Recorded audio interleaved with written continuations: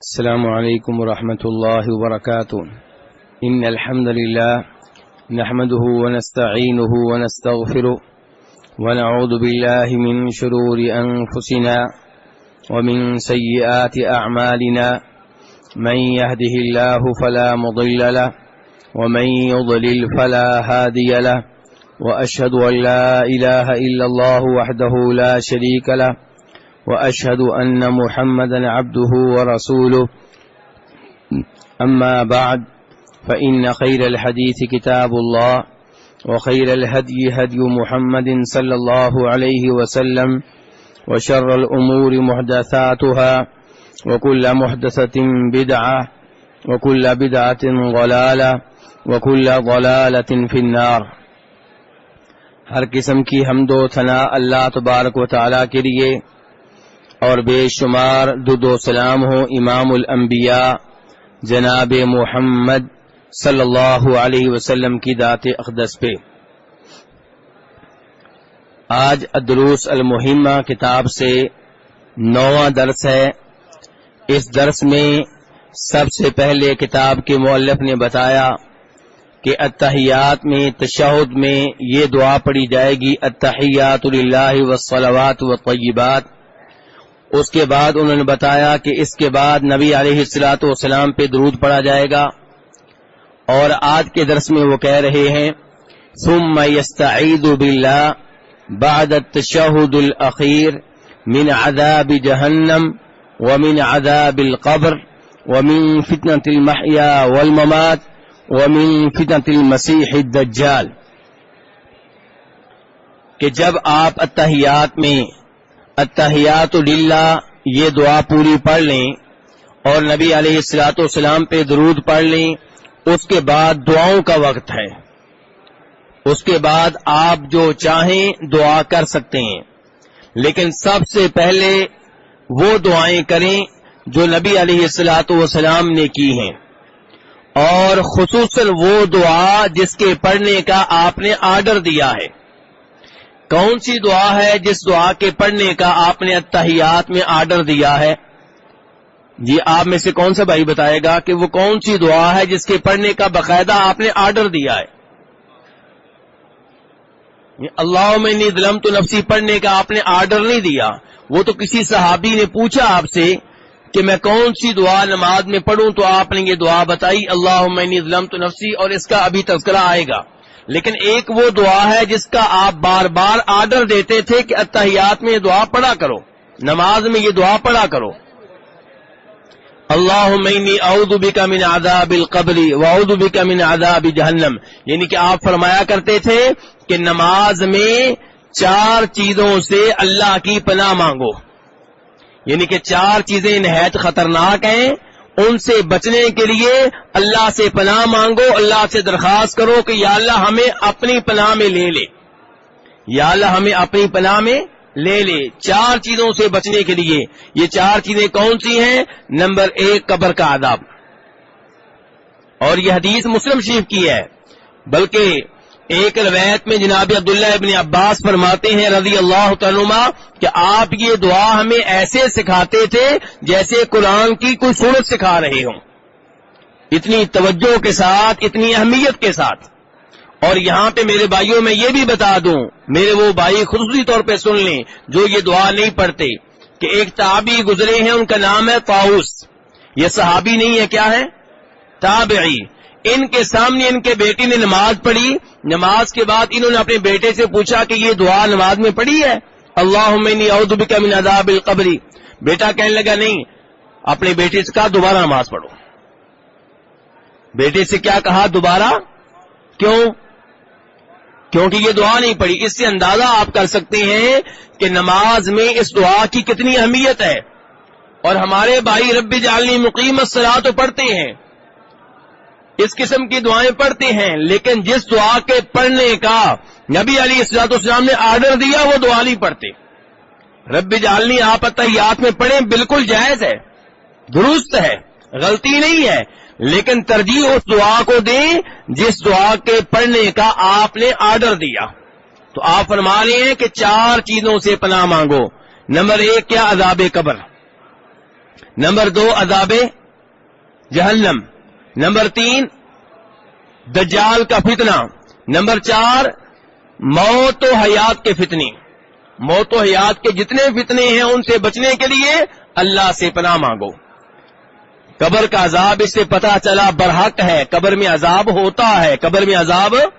پاک و ہند میں آج کئی لوگ ایسے ہیں جو کلمہ پڑھنے کے باوجود عذاب قبر کے منکر ہیں، اللہ ان کو ہدایت دے. عذاب قبر برحق ہے جس کا ثبوت قرآن و حدیث سے ملتا ہے. نبی علیہ الصلوۃ والسلام نے بار بار کہا ہے کہ اللہ سے قبر کے عذاب سے بچنے کے لیے پناہ مانگو. اور جب آپ کہتے ہیں کہ یا اللہ مجھے قبر کے عذاب سے بچانا، اس کا کیا مطلب ہے؟ اس کا ایک مطلب یہ بھی ہے کہ مجھے ان گناہوں سے بچانا جن گناہوں کی وجہ سے قبر میں عذاب ہوتا ہے. اور یہ گناہ کون سے ہیں؟ کسی کی چغلی کرنا. لفظ میں نے کیا بولا ہے؟ چغلی. ایک ہوتی ہے غیبت، ایک ہوتی ہے چغلی، دونوں میں فرق ہے. غیبت بھی حرام ہے، چغلی بھی حرام ہے. غیبت یہ ہے کہ کسی بھائی میں کوئی غلطی پائی جاتی ہے اور آپ اس کا تذکرہ اس کی عدم موجودگی میں کر رہے ہیں. غلطی اس میں واقعی موجود ہے، جس غلطی کا آپ تذکرہ کر رہے ہیں اس میں واقعی موجود ہے، لیکن آپ اس کی عدم موجودگی میں اس کی یہ غلطی لوگوں کے سامنے واضح کر رہے ہیں، بیان کر رہے ہیں. یہ غیبت ہے اور یہ حرام ہے. اور ہماری محفلوں میں زیادہ وقت جو ملتا ہے وہ غیبت کو ملتا ہے. ہماری جو محفل ہوتی ہے دوستوں میں گھنٹے کی 2 گھنٹے کی، اس میں زیادہ ٹائم ہم کس کو دیتے ہیں؟ بولیے میرے بھائی، کس کو دیتے ہیں؟ غیبت کو دیتے ہیں. اور یہ حرام ہے، کبیرہ گناہ ہے، بڑا گناہ ہے. اور ایک ہوتی ہے چغلی. چغلی کیا ہے؟ ایک بھائی نے دوسرے بھائی کے خلاف بات کی، ایک دوست نے دوسرے دوست کے خلاف بات کی. اب جس کے خلاف بات ہوئی ہے وہ مجلس میں موجود نہیں ہے. اب جس نے اس کے خلاف بات کی ہے اس نے غیبت کی ہے. کیا کیا ہے؟ لیکن وہ تو غیب ہے، وہ موجود نہیں ہے، اس کو نہیں پتا کہ میرے خلاف باتیں ہو رہی ہیں. اس کو جا کے کس نے بتایا؟ آپ نے. کس نے بتایا؟ یہ کردار آپ نے ادا کیا. پہلے آدمی نے غیبت کی کہ اس کی عدم موجودگی میں اس کے خلاف کوئی بات کی، اس کے بعد دوسرا کام آپ نے کر دیا. اب دیکھیں غیبت اس کے خلاف ہو گئی ہے لیکن اس کو پتا نہیں ہے، اس کا دل اس کے بارے میں صاف ہوگا. لیکن جب آپ کہیں گے تمہارے خلاف ایسی باتیں کر رہا تھا، یہ لڑانا ہے، یہ فتنہ و فساد بپا کرنا ہے، یہ اس کے دل میں اس کے بارے میں نفرت بٹھانا ہے، اور یہ چغلی ہے. ایک آدمی نے دوسرے کے خلاف بات کی اور آپ نے یہ بات اس تک منتقل کر دی، حالانکہ آپ نے جھوٹ نہیں بولا. کیا بولا ہے؟ سچ بول رہا ہے. لیکن یہ دونوں سچ غلط ہیں. غیبت بھی سچ ہے، غیبت جھوٹ نہیں ہے. کیا ہے؟ ہم کیا کہتے ہیں جب ہماری بات یہ بات میں معلوم ہو جاتی ہے کہ اس نے بات منتقل کی ہے یا اس نے غیبت کی، ہم بعد میں کہتے ہیں ہاں جی میں نے سچ بولا ہے. یہ سچ جو تمہیں بولا ہے یہ سچ کبیرہ گناہ ہے. یہ سچ کیا ہے؟ اور اگر آپ کو ایسی بات کریں جو اس میں موجود نہیں ہے وہ تو بہتان ہے، تہمت ہے، وہ اپنی جگہ پہ گناہ ہے. تو اس سے کیا پتا چلا کہ زبان کا استعمال سوچ سمجھ کر کریں. میرے وہ بھائی جن کو لوگ اس مغالطے میں ڈالے ہوئے ہیں کہ تمہاری وجہ سے ہماری محفل سجتی ہے، وہ بڑے خوش ہوتے ہیں. واہ جی واہ، بڑی یہ مجھ سے محبت کرتے ہیں. ذرا سوچ لو تمہاری کس چیز سے محبت کرتے ہیں؟ یہ تمہاری غیبتوں سے محبت کرتے ہیں، یہ تمہاری چغلیوں سے محبت کرتے ہیں، اور تمہیں گناہ پہ مزید آمادہ کر رہے ہیں، اور تم خوش ہو رہے ہو کہ بڑی مجھ سے محبت کرتے ہیں. حالانکہ اگر وہ تمہارے خیر خواہ ہوتے تم سے کہتے الگ ہو کے بھائی مجلس میں تم بڑی باتیں کرتے ہو، 3 باتیں تمہاری فلاں آدمی کے خلاف تھیں، 4 اس کے خلاف تھیں، 2 اس کے خلاف تھی، اتنی غیبتیں تم نے کی ہیں. قیامت کے روز کیا کرو گے؟ کہاں سے نیکیاں ان کو دو گے؟ تو بہرحال جب آپ کہتے ہیں کہ یا اللہ مجھے قبر کے عذاب سے بچانا، تو اس کا مطلب یہ ہے کہ ان گناہوں سے بچانا جن کی وجہ سے قبر میں عذاب ہوتا ہے. ان میں سے ایک کیا؟ چغلی. دوسرے نمبر پہ پیشاب کے قطروں سے اجتناب نہ کرنا. باتھ روم میں گئے ہیں، بے دہانی سے پیشاب کرتے ہیں، قطرے کپڑوں پہ گر رہے ہیں، پاؤں پہ گر رہے ہیں، پنڈلیوں پہ گر رہے ہیں، انہیں کوئی پرواہ نہیں ہے. اٹھے اور ویسے ہی معمول کے مطابق اپنے کام شروع کر دیے. وہ قطرے دھونے کا بھی اہتمام نہیں کرتے. اور پھر جب نماز کا ٹائم آتا ہے دوست کہتے ہیں آؤ نماز پڑھنے کے لیے چلیں, تو بڑے خوش ہوتے ہیں کہ میرے پاس بہانہ موجود ہے. کیا جی میرے کپڑے خراب ہیں. کیوں تیرے کپڑے خراب ہیں؟ تو مسلمان ہے, تیرے کپڑے کیوں خراب ہیں؟ نماز کا ٹائم نہ بھی ہو تب بھی تیرے کپڑے خراب نہیں ہونے چاہیے. تو جو پیشاب کے قطروں سے بچنے کی کوشش نہیں کرتا, غفلت کا مظاہرہ کرتا ہے, تو اسے بھی قبر میں عذاب ہوتا ہے. ایسے ہی نبی علیہ الصلوۃ والسلام کی ایک اور حدیث ہے, بالکل صحیح حدیث ہے, اس سے پتا چلتا ہے کہ آپ نے دیکھا کہ برزخ والا قبر والا عذاب ہو رہا ہے کن کو؟ زنا کرنے والوں کو, سود لینے والوں کو, اور جھوٹ بولنے والوں کو, نمازیں نہ پڑھنے والوں کو. تو اس لیے میرے بھائیوں ان گناہوں سے بچنا چاہیے جن کی وجہ سے قبر میں عذاب ہوتا ہے. دنیا میں ہم ان جرائم سے دور رہتے ہیں جن کی وجہ سے جیل کی سزا مل جائے. ایسا ہے کہ نہیں ہے؟ تو قبر کا عذاب میرے بھائی ناقابل برداشت ہے. قبر کا عذاب ناقابل برداشت ہے. اس لیے ہمیں ان گناہوں سے دور رہنا ہوگا جن کی وجہ سے قبر میں عذاب ہوتا ہے. اور ہمیں یہ بھی چاہیے کہ نماز میں دعا کریں, اللہم انی اعوذ بک من عذاب القبر, اے اللہ میں قبر کے عذاب سے بچنے کے لیے تیری پناہ میں آتا ہوں, تو اس سے پناہ مانگتا ہوں. اور پھر کہیں یا اللہ جہنم کے عذاب سے بچنے کے لیے میں تیری پناہ میں آتا ہوں, تو اس سے پناہ مانگتا ہوں. پھر کہیں یا اللہ دجال کے فتنے سے بچنے کے لیے. دجال کیا ہے؟ کیوں یہ دجال کیا چیز ہے؟ دجال ایک شخصیت کا نام ہے. کس کا نام ہے؟ یہ لفظ دھیان سے سن لیں, کیونکہ پاک و ہند میں کئی ایسے سکالر بھی پیدا ہوئے ہیں, افسوس کے ساتھ کہنا پڑتا ہے, جنہوں نے دجال کا معنی بگاڑ دیا. وہ کہتے ہیں کوئی شخصیت نہیں ہے, دجال آئے گا اس کا مطلب یہ ہے کہ ایک زمانہ آئے گا شر بڑا عام ہو جائے گا, دنیا میں بڑا فساد ہوگا, بڑے فتنے ہوں گے. اس سے مراد کو خاص آدمی نہیں ہے. تو یہ لوگ دجال کے منکر ہیں, انہوں نے لفظ کا انکار نہیں کیا, معنی کا انکار کر دیا ہے. تو ان سے بھی بچ کر رہنا چاہیے. صحیح بات یہ ہے کہ دجال ایک شخصیت کا نام ہے. یہ زمین میں 40 دن کا سفر کرے گا, 40 دنوں میں پوری دنیا میں جائے گا, مکہ مدینہ اس سے محفوظ رہیں گے. اور یہ کہاں سے نکلے گا؟ ایران سے. کہاں سے نکلے گا؟ ایران سے. 70,000 یہودی اس کے پیروکار ہوں گے. اور اسے کون قتل کرے گا؟ جناب عیسیٰ علیہ السلام قتل کریں گے. اس سے پہلے یہ بڑے شعبدے لے کر آئے گا, اور بہت سے لوگ اس کے شعبدوں سے متاثر ہو کے اسے رب مان لیں گے. اس کے پاس جنت ہوگی, اس کے پاس جہنم ہوگی. یہ آسمان سے کہے گا بارش برساؤ, آسمان بارش برسائے گا. یہ زمین سے کہے گا فصل اگاؤ, زمین فصل اگائے گی. یہ سب اختیارات اس کو کون دے گا؟ اللہ. کیوں؟ آزمائش ہو رہی ہے میری اور آپ کی.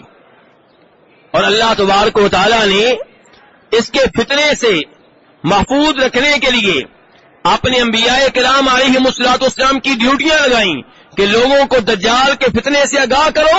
اور مجھے اور آپ سے یہ کہا گیا کہ نماز میں اللہ سے یہ دعا کرو کہ یا اللہ ہمیں دجال کے فتنے سے محفوظ رکھنا. یہ فتنہ کوئی معمولی فتنہ نہیں ہوگا, لیکن ہمیں نشانیاں بتا دی گئی ہیں. اس کی پیشانی پہ کیا لکھا ہوگا؟ کافر. کیا؟ کافر. لیکن کئی لوگ اس کے ان شعبدوں سے متاثر ہو کے اسے رب مان لیں گے. تو یہ بہت بڑا فتنہ ہے, معمولی فتنہ نہیں ہے. اس لیے کہا گیا کہ نماز میں کہو اللہم انی اعوذ بک من عذاب القبر واعوذ بک من عذاب جہنم واعوذ بک من فتنة المسیح الدجال واعوذ بک من فتنة المحیا والممات, کہ اے اللہ زندگی میں اور موت کے جتنے بھی فتنے ہیں سب سے بچنے کے لیے میں تیری پناہ میں آتا ہوں, تو اس سے پناہ مانگتا ہوں. تو یہ 4 چیزیں ہیں جن سے پناہ مانگنا نماز میں واجب ہے, ضروری ہے, لازمی ہے. نبی علیہ الصلوۃ والسلام نے اس کا آرڈر دیا ہے. تو کتاب کے مؤلف نے اس کتاب میں یہ دعا پڑھنے کی ترغیب دی ہے. پھر کہتے ہیں ثم يتخیر من الدعاء ما شاء. یہ دعا پڑھنے کے بعد اب نمازی جو دعا کرنا چاہتا ہے کرے.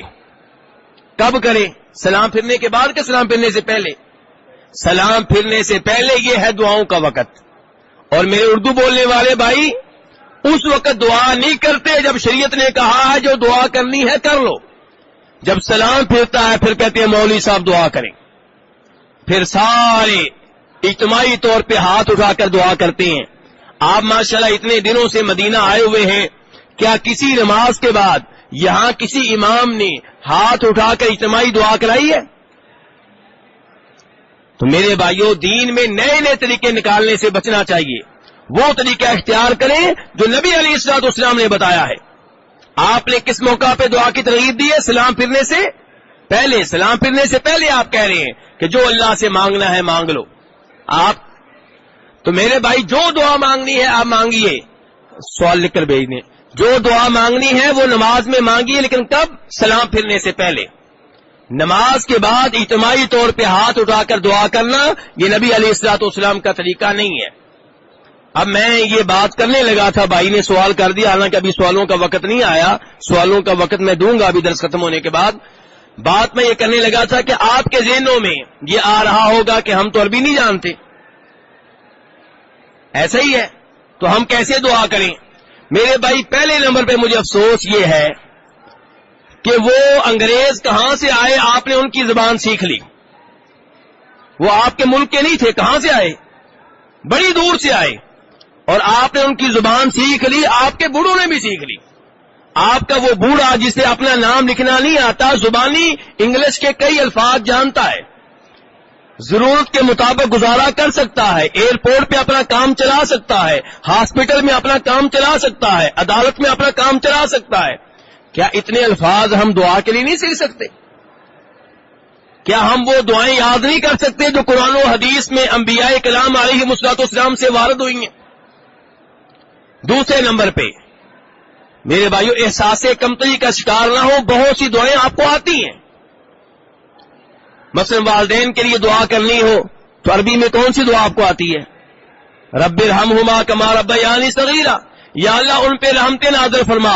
والدین پہ اللہ نے رحمتیں نازل کی تو والدین کا ہر کام ہو جائے گا, شفا بھی مل جائے گی, رزق بھی مل جائے گا, سب کچھ ہو جائے گا. آپ والدین کے لیے اتنا کہہ لیں رب ارحمہما کما ربیانی صغیرا, اس میں سب کچھ آ گیا. اور پھر میرے بھائیو, ربنا آتنا فی الدنیا, یہ پوری دعا آپ میں سے کس کو نہیں آتی؟ ہر ایک کو آتی ہے کہ نہیں آتی؟ اس دعا میں سب کچھ آ جاتا ہے. جو آپ کو چاہیے اس دعا میں موجود ہے, جو آپ کو چاہیے اس دعا میں موجود ہے. اسی لیے جناب انس ابن مالک کہتے ہیں نبی علیہ الصلوۃ والسلام اکثر و بیشتر یہ دعا کیا کرتے تھے. بلکہ ابھی آپ نے طواف پہ جانا ہے تو آپ رکن یمانی سے لے کے حجر اسود تک چلتے ہوئے یہی دعا پڑھتے تھے. یہ دعا بڑی جامع ہے, اس میں ہر چیز آ جاتی ہے. ربنا آتنا فی الدنیا حسنا, اے ہمارے رب ہمیں دنیا کی ہر اچھی چیز دے. اب جو اچھی چیز آپ کو چاہیے دنیا کی ہر اچھی چیز ان الفاظ میں موجود ہے. وفی الآخرۃ حسنا, آخرت کی ہر اچھی چیز دے. آپ کو نبی علیہ الصلوۃ والسلام کی شفاعت چاہیے, اس میں داخل ہے. آپ حوض کوثر سے نبی علیہ الصلوۃ والسلام کے ہاتھوں سے پانی پینا چاہتے ہیں, اس دعا میں موجود ہے. آپ جنت میں جانا چاہتے ہیں, اس دعا میں موجود ہے. اور آپ روز قیامت اللہ کے پاک چہرے کا دیدار کرنا چاہتے ہو, اس میں موجود ہے. آپ کو بیگم چاہیے, اس میں موجود ہے. آپ کو پلاد چاہیے, اس میں موجود ہے. آپ کو اولاد چاہیے, اس میں موجود ہے. آپ کو عزت چاہیے, اس میں موجود ہے. کون سی چیز ہے جو آپ کو چاہیے ہو اور اس میں موجود نہ ہو؟ اور آخر میں یہ بھی ہے وقنا عذاب النار, کہ یا اللہ ہمیں جہنم کے عذاب سے بچا لے. تو اس لیے میرے بھائیوں یہ دعائیں جو ہیں یہ نماز میں کیا کریں, سجدے میں کیا کریں. اس کے بعد کتاب کے مؤلف کہتے ہیں, جب کتاب کے مؤلف نے یہ کہا کہ آپ نبی علیہ الصلوۃ والسلام نے جس دعا کا آرڈر دیا ہے اس دعا کے بعد جو دعا کرنا چاہتے ہیں کریں, پھر کہا خصوصی طور پہ وہ دعائیں کریں جو نبی علیہ الصلوۃ والسلام سے ثابت ہیں. وَمِنْهُ, ان دعاؤں میں سے جو آپ سے ثابت ہیں, ایک دعا یہ ہے اللہم اعنی علی ذکرک و شکرک و حسن عبادتک. یہ دعا ابو داؤد شریف میں آئی ہے, نسائی شریف میں آئی ہے.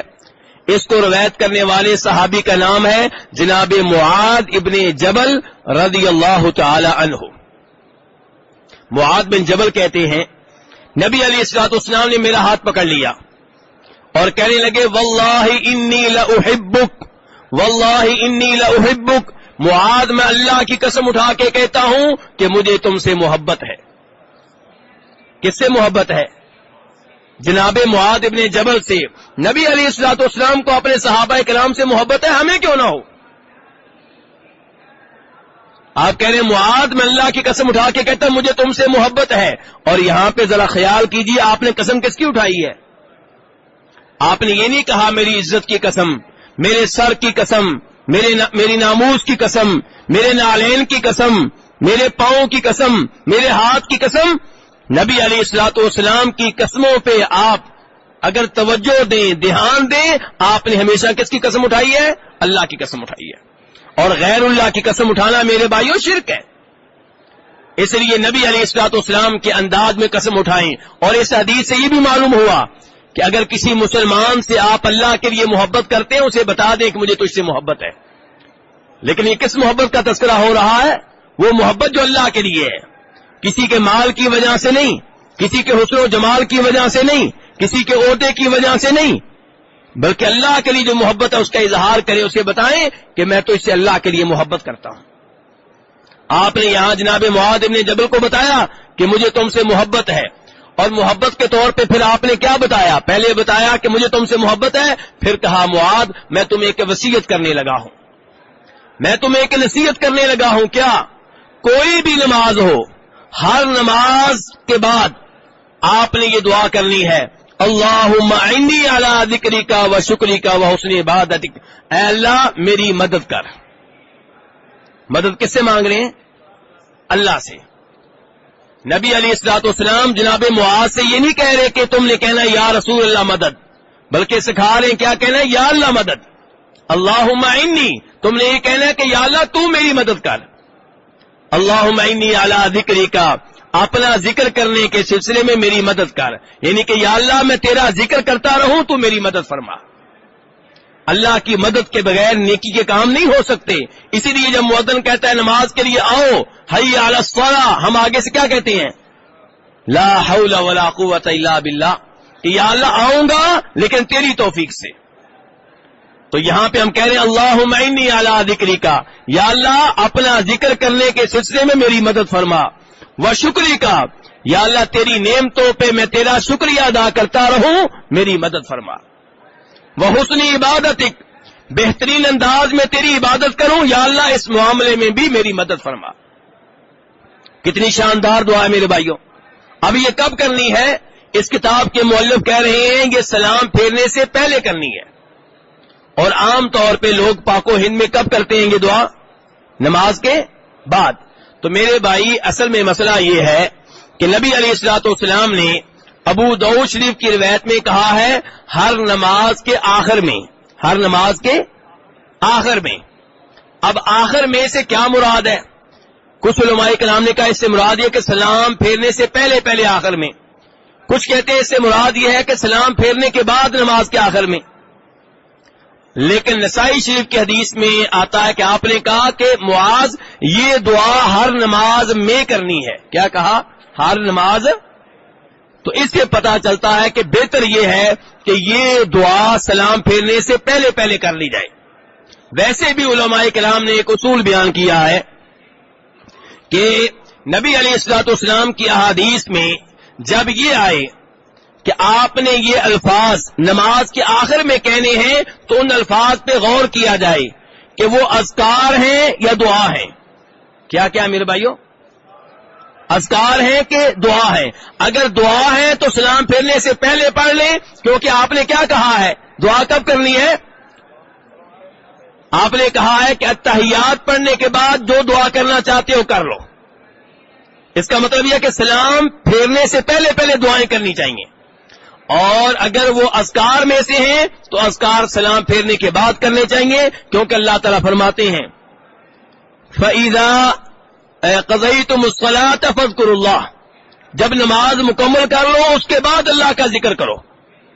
اس لیے اگر کسی دعا کے بارے میں, کسی ذکر کے بارے میں واضح طور پہ نہیں کہا گیا کہ وہ سلام پھیرنے سے پہلے ہے یا سلام پھیرنے کے بعد ہے, تو آپ اس پہ غور کر لیں کہ یہ دعا ہے کہ ذکر ہے. اگر دعا ہے تو کب کریں گے؟ حاجی صاحب کب کریں گے؟ سلام پھیرنے سے پہلے. اور اگر ذکر ہے تو کب کریں گے؟ سلام پھیرنے کے بعد. تو یہ بھی بہتر یہ ہے کہ سلام پھیرنے سے پہلے یہ دعا پڑھ لی جائے, اللہم انی علی ذکرک و شکرک و حسن عبادتک. یہ دعا آپ صلی اللہ علیہ وسلم نے اپنے کس صحابی کو بتائی تھی؟ معاذ بن جبل کو. اور پہلے یہ کہا تھا کہ مجھے تم سے محبت ہے. جس سے آپ کو دین کی وجہ سے محبت ہو اسے ایسے ہی اچھی اچھی نصیحتیں کرتے رہیں. اس کے بعد کتاب کے مؤلف کہتے ہیں یہ دعا پڑھی جائے سلام پھیرنے سے پہلے, اللہم انی ظلمت نفسی ظلما کثیرا ولا یغفر الذنوب الا انت فاغفر لی مغفرۃ من عندک وارحمنی انک انت الغفور الرحیم. یہ دعا آپ نے کس کو بتائی تھی؟ جناب ابو بکر صدیق رضی اللہ عنہ کو آپ نے یہ دعا بتائی تھی. کس موقع پہ؟ جب جناب صدیق نے کہا تھا اللہ کے رسول صلی اللہ علیہ وسلم علمنی دعاء ادعو به فی صلاتی, آپ مجھے کوئی ایسی دعا بتائیں جو میں نماز میں کر سکوں, جو میں نماز میں پڑھ سکوں.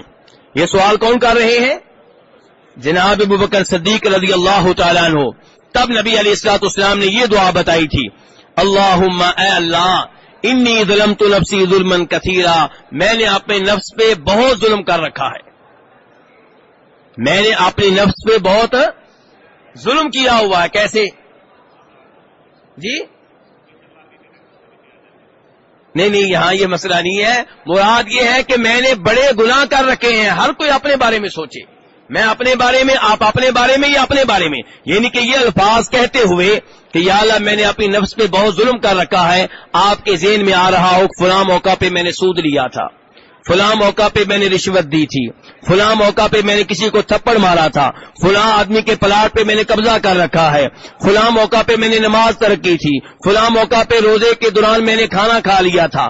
یہ سارے گناہ آپ کے ذہن کی سکرین پہ آتے رہیں اور آپ روتے روتے کہتے رہیں اللہم انی ظلمت نفسی ظلما کثیرا, اے اللہ میں نے اپنی نفس پہ بہت ظلم کر رکھا ہے. ولا یغفر الذنوب الا انت, گناہ بخشنے والا صرف تو ہے. گناہ بخشنے والا کون ہے؟ ایک اللہ ہے. کسی قبر والے سے گناہ نہیں بخشوانی. گناہ بخشنے والا کون ہے؟ ایک اللہ ہے. گناہ بخشنے کا جو معاملہ ہے اللہ نے اپنے پاس رکھا ہے, کسی اور کے پاس نہیں رکھا. فاغفر لی مغفرۃ من عندک, یا اللہ اپنا فضل کر میرے اوپر اور میرے گناہ معاف کر دے, مجھے بخش دے. ورحمنی, میرے اوپر اپنی رحمتیں نازل فرما. انک انت الغفور الرحیم, اس لیے کہ گناہوں کو بخشنے والا تو ہے, رحمتیں نازل کرنے والا تو ہے. یہ اللہ کو وسیلہ دیا گیا آخر میں. کس چیز کا وسیلہ دیا گیا ہے؟ کون سا بھائی بتائے گا؟ دعا کے آخر میں اللہ کو وسیلہ دیا گیا, واسطہ دیا گیا. کس چیز کا؟ غفور الرحیم کا. تو یہ کیا ہے؟ اللہ کے نام. اللہ کے ایک نام ہے غفور, ایک اللہ کا نام ہے رحیم. جب آپ نے اللہ سے مغفرت مانگی, جب آپ نے اللہ سے کہا میرے اوپر رحمت نازل فرما, تو آپ اللہ کو واسطہ دے کے کہہ رہے ہیں یا اللہ تو ہی غفور ہے, تو ہی رحیم ہے, میری مغفرت فرما اور میرے اوپر اپنی رحمت نازل فرما.